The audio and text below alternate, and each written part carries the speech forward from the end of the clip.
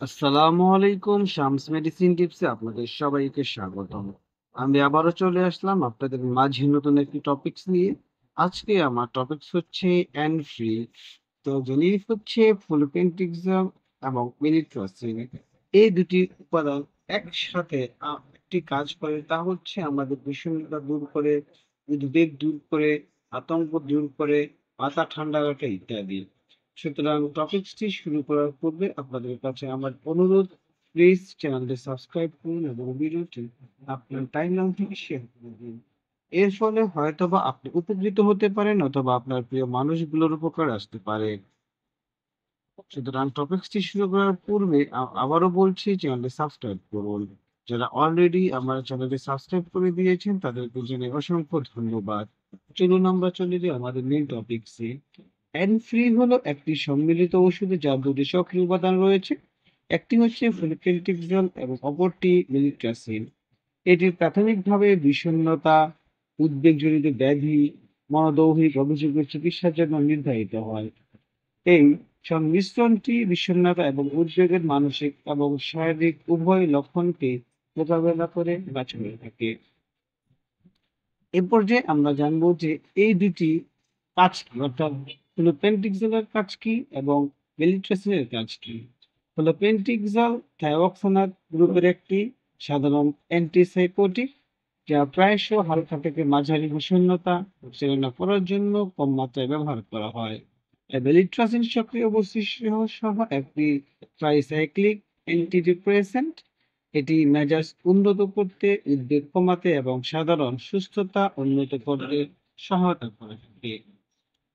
এ পর্যায়ে বন্ধুরা আমরা জানবো যে ফ্লুপেন্টিক্সল কিভাবে কাজ করে এবং মেলিট্রাসিন কিভাবে কাজ করে। ফ্লুপেন্টিক্সল মস্তিষ্কে ডোপামিন রিসেপ্টর গুলিকে সংশোধন করে কাজ করে।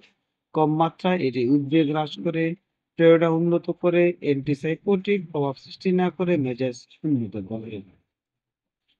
এবং মেলিট্রাসিন মস্তিষ্কে নোরপাইফ্রাইন এবং সেরোটোনিনের মাত্রা বৃদ্ধি করে, তাদের পুনরায় গ্রহণকে বাধা দেয়। এটি মেজাজ উন্নত করে এবং বিষণ্ণতা লক্ষণগুলি পরিচালনা করতে সহায়তা করে। সুতরাং একই সাথে এই দুটি এজেন্ট রোগীদের আরো উদ্যমী বোধ করতে, মানসিক যন্ত্রণা কমাতে এবং মানসিক ব্যাধিগুলির সাথে সম্পর্কিত শারীরিক লক্ষণগুলি পরিচালনা করতে সহায়তা করে। এ পর্যায়ে আমরা জানবো যে এই অ্যানফ্রি কি, কি ক্ষেত্রে কাজ করে থাকে বা কোন ক্ষেত্রে কাজ করে? ১ম এ রয়েছে হালকা থেকে মাঝারি বিষণ্ণতা, উদ্বেগ এবং আতঙ্কজনিত ব্যাধি, মানসিক ব্যাধি যেমন খিটখিটে, সিনড্রোম, টেনশন, মাথা ব্যথা, স্ট্রেস সম্পর্কিত দীর্ঘস্থায়ী ক্লান্তি। এগুলো হ্যান্ড-ফ্রি খুব দ্রুত সমাধান করে দেয়।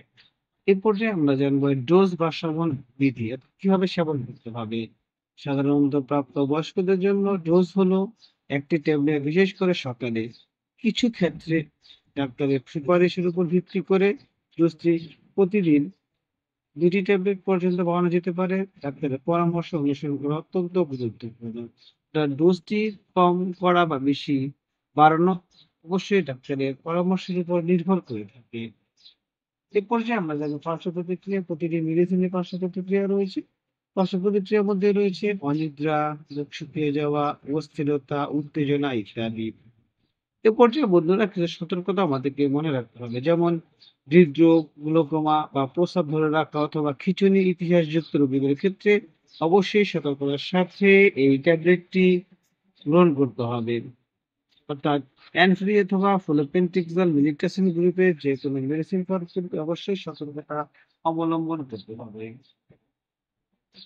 অ্যালকোহল এড়িয়ে চলতে হবে। গর্ভাবস্থা বা বুকে দুধ খাওয়ানোর সময় সুপারিশ করা হয় না যদি না চিকিৎসকের দ্বারা প্রয়োজনীয় মনে করা হয়। অর্থাৎ যারা বুকে দুধ খাওয়াচ্ছেন বা গর্ভবতী রয়েছেন, এই ট্যাবলেটটি ডাক্তারের সুপারিশ ছাড়া সেবন করবেন না। সুতরাং আমরা বলতে পারি অ্যানফ্রি উদ্বেগ এবং বিষণ্ণতায় ভুগছেন এমন ব্যক্তিদের জন্য একটি মূল্যবান ওষুধ। বিশেষ করে যখন শারীরিক লক্ষণগুলি থাকে, বলে পেন্টিক্সেল এবং মেলিট্রাসের সংমিশ্রণ মেজাজ বৃদ্ধি করে এবং উদ্বেগ হ্রাস উভয়ের জন্য একটি ভারসাম্যপূর্ণ পদ্ধতি প্রদান করে থাকে। সুতরাং এই ধরনের ট্যাবলেট যদি আপনি সেবন করতে চান অথবা আপনাদের যদি এই ধরনের সমস্যা থেকে থাকে, সেক্ষেত্রে অবশ্যই ডাক্তারের পরামর্শ অনুযায়ী ট্যাবলেটটি সেবন করবেন। ডাক্তারের পরামর্শ ছাড়া কোনোভাবেই ট্যাবলেট সেবন করবেন না। আজ এ পর্যন্তই। আবারও কথা হবে নতুন কোনো টপিকসে।